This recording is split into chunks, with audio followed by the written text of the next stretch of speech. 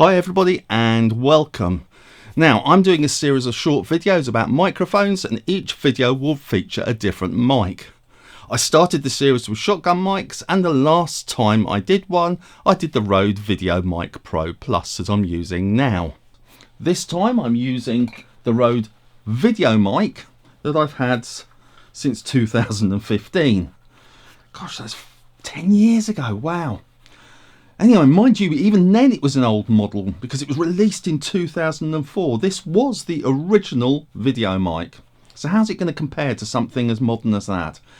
Anyway, I will be comparing it to the Pro Plus. As usual, I compare it to things. And once again, for consistency, I'm going to record directly to an audio recorder instead of relying on the abilities of a random camera, because I want to test the microphone quality, not the camera preamp, which are notoriously bad. Now, at the end of the video, I'm going to give you the good points as well as the bad points, just like the last video. And because this is supposed to be a short, though obviously it isn't, because I've given up on that idea, we'll be flying through the settings and the tests nonetheless. And at the end of the video, as I say, I will give the good and bad points of this microphone, and I will be completely honest about it. Okay, let's go outside. Okay, I'm starting outside with the mic next to the camera at 5.5 foot away, because that's the distance I'd normally have the camera for my videos. Of course, no mic is ever at its best at this distance, so now I've mounted it to a mic stand and extension arm. And the video mic is just here, just out of sight, hopefully. I'm guessing the sound quality is a lot better. Now I've got the sound of traffic playing over here to see if the high pass filter cuts it out at 80 Hertz. I've got another proper car going over there. So let's see what the high pass filter sounds like. Now, the high pass filter reduces low frequencies. This is set at 80 Hertz. So like traffic, like the thing I'm playing at the moment. Now the VideoMic claims that there are two settings on this mic, but in reality this is 80 Hertz and that's on, and then there's off.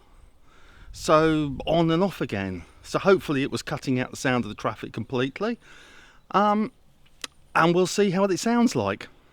The VideoMic, like the Pro Plus, also has an output gain control button. In fact, there's 3 settings, but you'll never guess where they are. In fact, if you were designing a battery-powered mic, what's the least convenient place you could choose to put the buttons? Especially if you suddenly need to cut the output and alter the output.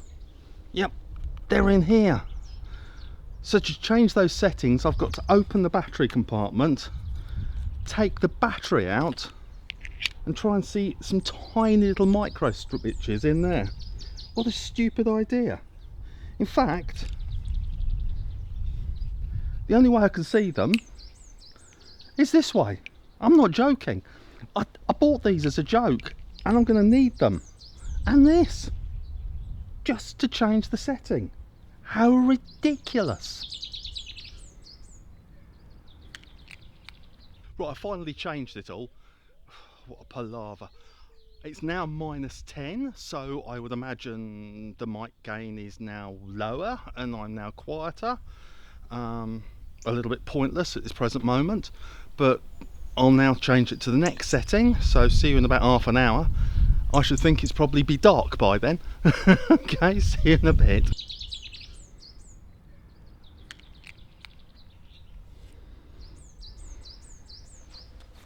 Okay, now I've changed it to -20 decibels. I doubt if you can hear me very well, so oops, sorry. Let's get back to normal and get straight back to the good points and the bad points of this microphone. I better know what my number 1 bad point is. Okay, welcome back. Now the good points. Number 1, the sound's clean and clear and actually not bad at a 5 foot distance. That's pretty good actually. Number 2, it must be well made because it's still in one piece after 10 years with me. Number 3, it sounds one heck of a lot better than the mic in your camera. Trust me, it does. bad point, sadly, when I was listening to that last bit when I was editing it, I noticed how much richer the sound was with the Pro Plus. It made the video mic sound a little bit tinny. Despite the build quality, this is number 2. The switch feels very cheap, but then again it has lasted. Number 3, the high pass filter is, let's say it's harsh to be kind, shall we? Number 4, that daft way of changing the gain within the mic. It's almost like the switches were added to the circuit board at the last minute. And don't forget, you can still buy that mic for £99. Yes, they're still on. They're still being sold brand new. Amazing. After all that time. Anyway, thank you so much for joining me, and see you next time. And I promise you that I will do something with a lens. I've got a very interesting lens to show you. See you soon. Bye.